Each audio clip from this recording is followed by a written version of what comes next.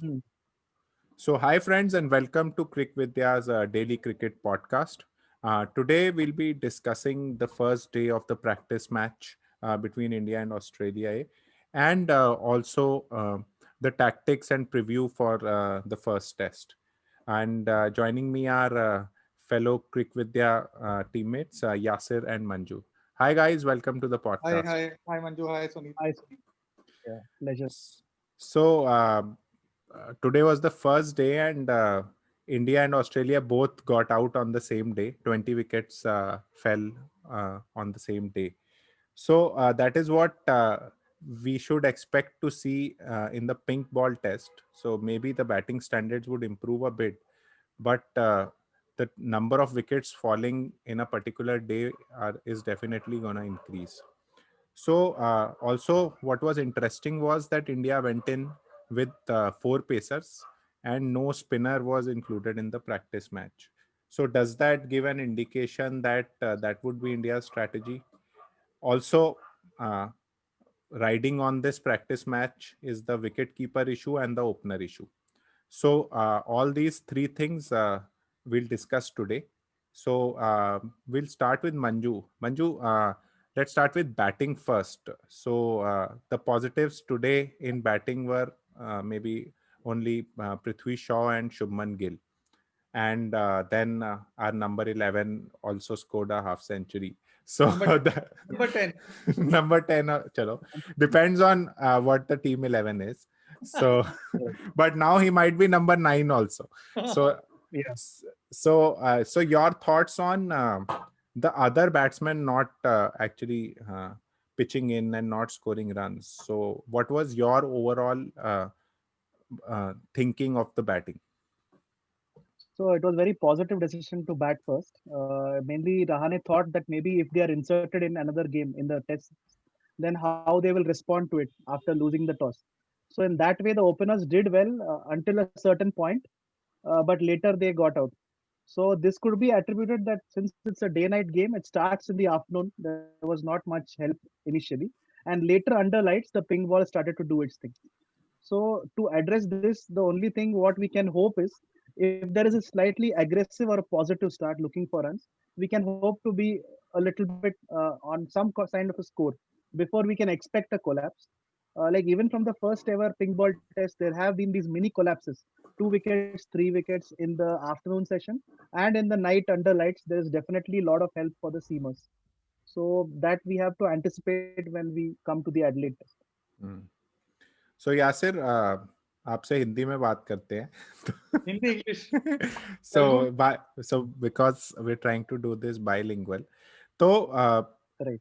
Looking at both Prithvi Shaw और शुभमन गिल और given the fact कि शुभमन गिल हमारे ओ पृथ्वी शॉ हमारे रेगुलर ओपनर हैं and Shubman Gill is just come into the team so as of now after the first day what would you say would be your openers यार मेरे तो I tell you मेरा जो issue थोड़ा सा है कि आई एम मुझे लगता है कि शुभमन गिल को बहुत ज्यादा पुश किया जा रहा है for opening because of various combinations but personally I feel कि वो मिडिल ऑर्डर में ज्यादा सूटेड है and but but he has an all round game so but that should not उसकी वजह से ऐसा नहीं होना चाहिए कि उनको सिर्फ ओपनिंग के लिए रखें सो सो आइडियली मेरा ये माइंड में ये था कि जब कोहली जाएगा तो शुभमन गिल जो है वो 4 पे आएंगे एंड फिर वो रोल फिल करेंगे बट अभी जो लग रहा है उससे एक चीज ये लग रही है कि पृथ्वी शॉ पे बहुत ज्यादा टीम को कॉन्फिडेंस नहीं है कहीं पे उनके सारे उनके गेम पे एंड ऑब्वियसली गिल की टेक्निक बैकफुट प्ले उनका पुल शॉट और ये सब एबिलिटीज अच्छी हैं और थोड़ा और कंट्रोल खेलते हैं तो वो टीम मैनेजमेंट भी वो एक्चुअली उस पॉइंट ऑफ व्यू से सोच रही है बट इंटरेस्टिंग चीज ये है कि केएल राहुल को कहीं नहीं इन्होंने आज खिलाया तो अब इसका क्या इम्प्लीकेशन है या तो इतना वाइट बॉल खेल के आ रहे हो तो ऐसे तो कोहली ने भी प्रैक्टिस नहीं किया या दूसरा ये है कि वो सोच रहे हैं कि केएल राहुल को किसी और रोल में यूज करेंगे सो वो एक चीज एक और डायनामिक है जो समझना पड़ेगा सो केएल राहुल पे हमारे दोस्त बालाजी ने भी एक ट्वीट डाला था जो मैं भी काफी टाइम से सोच रहा था कि ऐसा नहीं होना चाहिए कि KL Rahul is made to open in the Hmm. first test and second test he fails and then he is thrown out so वो that I got would it. Be an anticlimax. अगर उनको खिलाना है तो middle order में सो जैसे हम initially बात कर रहे थे कि he might be Kohli's replacement. अगर पृथ्वी शॉ और मयंक अग्रवाल ओपनिंग करते हैं तो नंबर 4 पे I think India will prefer KL Rahul instead of Shubman Gill, ताकि एक एक्सपीरियंस्ड प्लेयर नंबर 4 पे रहे। तो आई होप आई थिंक वो चीज इंडिया फॉलो नहीं कर रही है, अदरवाइज डेफिनेटली केएल राहुल से आज इस मैच में he would have been included and he would have been made to open. तो Manju, your thoughts on who should open? Yeah, so in like since the last series they had Mayank and Prithvi Shaw, so I feel they shouldn't disturb that combination. Whatever be the situation, even though Shaw is very short of confidence, so right now it's like he's at the bottom of a rut and you're pushing him deeper. So I think they should back him to be the second opener. And in case he gets through that first hour, like Gavaskar has said, you get through the first hour and the next 5 are yours. So I think he should back himself to open the innings. So I think वो काफी difficult एक- रहेगा। हाँ सुनीत, बस एक चीज मैं कह रहा हूँ कि लाइफ में टाइमिंग इतना इंपॉर्टेंट हो जाता है। तू जो पिछली सीरीज में थी, he was coming full of confidence, full in form.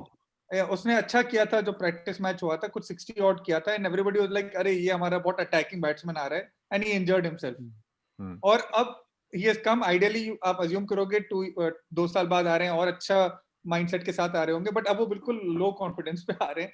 तो कॉन्फिडेंस कभी कभी टाइमिंग लाइफ में बहुत इंपॉर्टेंट हो जाती है। ट्रू। और आई थिंक उस उनके वो जो मिडल के 2 साल रहे, those were not very easy also. उनकी कंट्रोवर्सीज हुई और उसकी वजह से भी काफी इशू आए। बट वैसे देखा जाए तो उनका एटीट्यूड अच्छा है। I think it's more to do with his technique, जहाँ पे उनको इशू आ रहा है। It's not like he is a confident young boy, he is still a boy I think, but Yeah. जो टेक्निक का इशू है आई थिंक वो अगर ऑस्ट्रेलियंस एक्सप्लॉइट करेंगे बॉलिंग इनटू हिज रिब्स और शॉर्ट पिच बॉल, तो वहां पे थोड़ा सा इशू आई थिंक आएगा। हेजलवुड टिम साउदी के अगर आप वो वीडियोस लेके देखेंगे तो he is used the in swinger perfectly against Shaw, because since the back foot goes nowhere वो एक्टिवेट नहीं होता है and it goes through the gap, and another of course the short ball also has short troubled ball. Him, but now one series is too less to try to make all this go away and he comes out like Rahul Dravid, ऐसा तो नहीं होने वाला है। So best you can do is you give him confidence, and if he survives this first phase he will go well. That's what. हाँ मतलब I think, I also agree, I think Shaw के साथ ही यू शुड परसिस्ट करना चाहिए, and थोड़ा सा आपके पास एक सेफ्टी नेट है कि वो पुजारा आ जाता है इमीडिएटली। सो ऐसा नहीं है कि वो एकदम से कुछ कोलैप्स ट्रिगर होगा, बिकॉज अगर शॉ थोड़ी देर चल गया तो वो आपको बहुत अच्छी स्टार्ट भी दे देगा, because both him and Mayank will play positively. But अगर आप शॉ के पॉइंट ऑफ व्यू से सोचो, what would be going in his mind कि मैं चाहे कैसा भी खेल लूं, थर्ड टेस्ट में तो रोहित शर्मा ही ओपनिंग करेगा।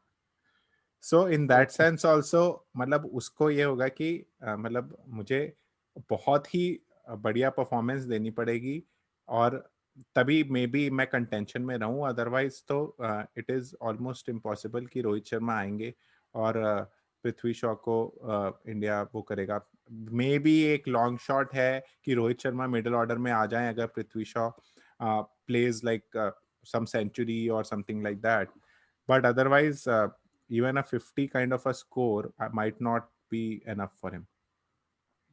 So let's move to the bowling now. So Manju, your thoughts on the 4 pacers that bowled today? Did you find everybody to be satisfactory, or do you think there was something lacking somewhere? Barring Saini, everyone bowled decently, and Shami was the pick of the bowlers today. And Shami's spell to Marcus Harris, although it's a practice match, it was still up there at the level. And also, even credit to the batsman, he also survived for that much of a time, and he was playing and missing. Still, he stuck there. But then definitely was a relentless spell of bowling, and definitely the other 3 seamers got the advantage of this initial burst from the Indians. So it was good. And what about Yasir Siraj? So Siraj का what would you say? मतलब एक ही wicket लिया उन्होंने, but मुझे personally वो तीनों में से थोड़े सबसे वैसे बॉलर लगे जिनके पास थोड़ा पेशेंस कम था, और he was trying a lot of things, जो कि टेस्ट मैच में मतलब काउंटर प्रोडक्टिव ही हो जाता है, because test match everybody wants you to just stick to your plan and let the batsman make the mistake. तो आपको भी वैसा लगा, या आपको कोई अलग व्यू बन रहा है कि नहीं, सिराज नवदीप सैनी से बेटर हैं for the first test?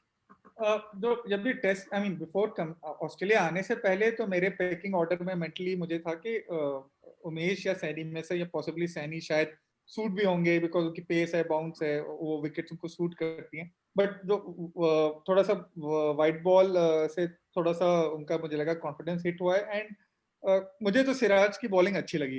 If you ask me Fairlie, मुझे सिराज की बॉलिंग सैनी से ज्यादा कंट्रोल लगी। मुझे सैनी के साथ ये रिस्क लग रहा है कि वो रन्स के लिए जा सकते हैं, वो ऐसा एक बीच में वो रन्स ना ली। तो ओके, सो मेरा ये व्यू है कि जो आपका थर्ड सीमर होना चाहिए, वो आपको जो शमी और बुमराह कंट्रोल देंगे या अश्विन कंट्रोल देंगे, वो कंट्रोल को लीक नहीं करना है। ऑस्ट्रेलिया में बहुत बार ये होता है कि एक बॉलर जो है वो रन्स अगर जब दे देता है तो फिर बाकी सब, आई मीन टैंक में बहुत ज्यादा लीक्स हो जाते हैं।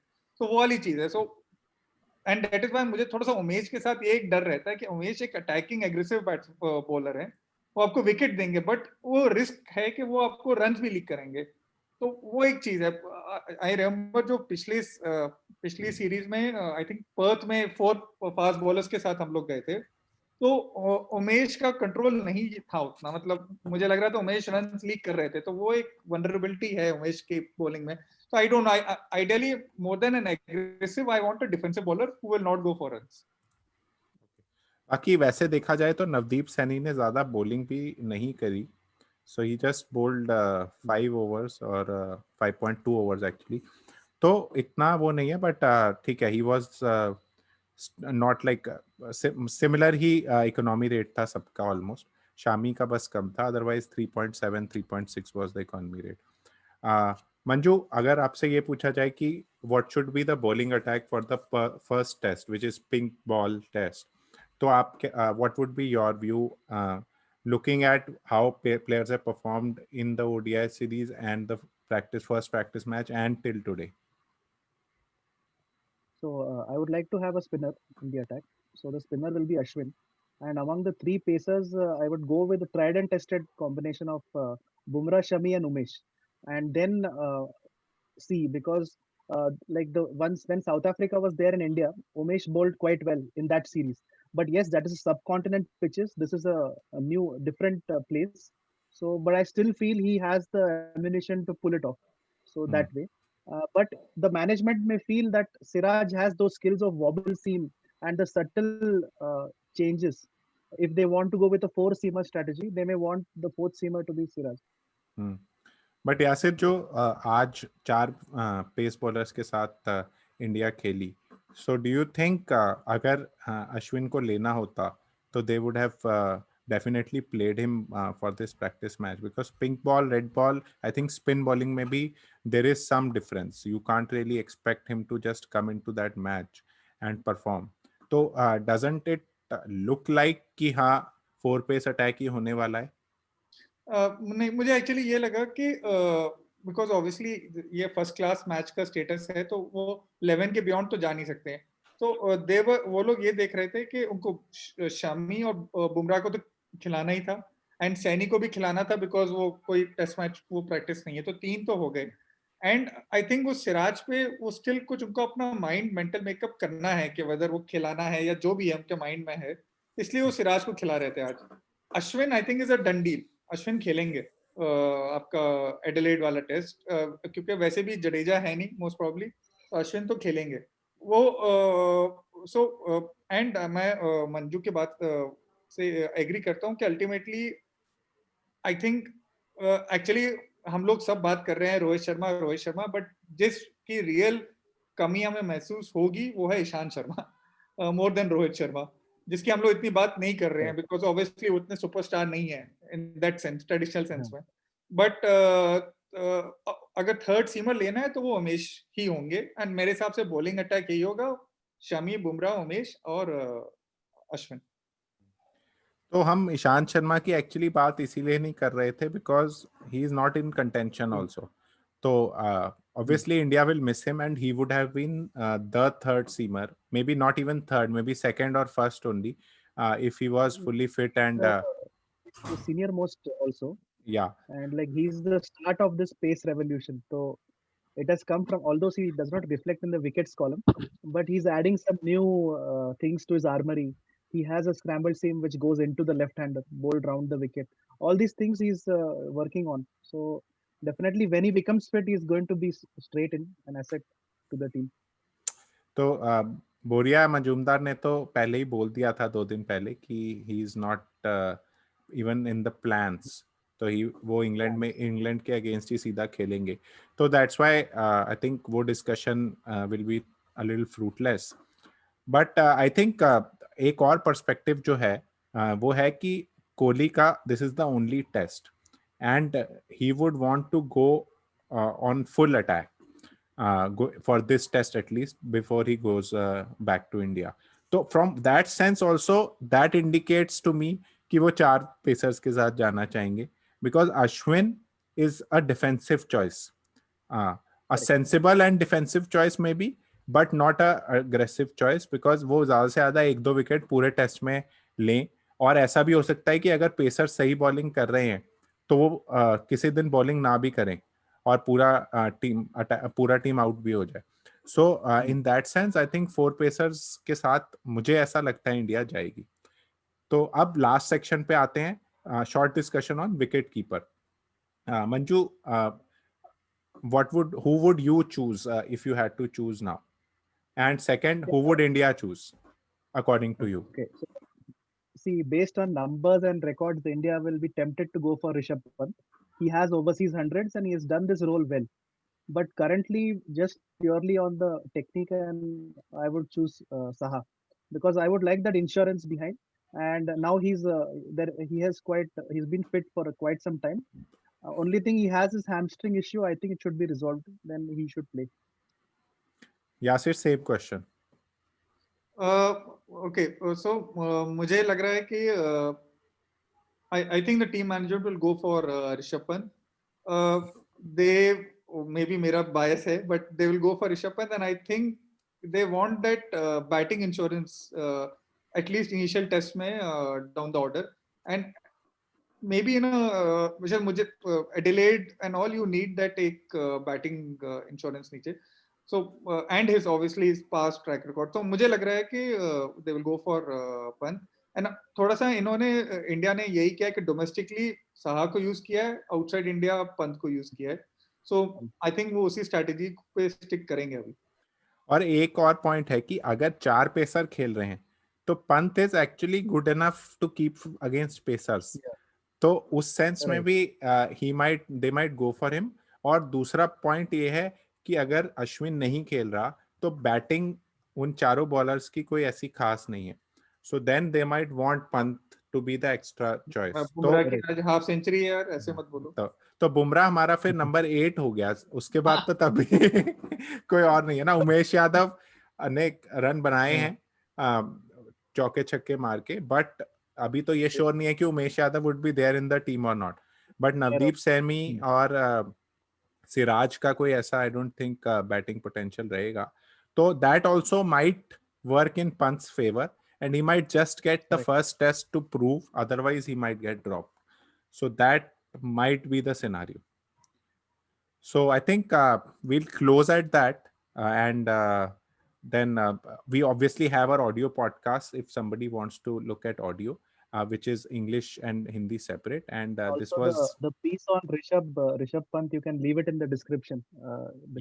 Yeah, we'll definitely leave that, and do read that, and we'll see you tomorrow with our audio podcast. Thanks, guys. Bye. Yeah, thank you.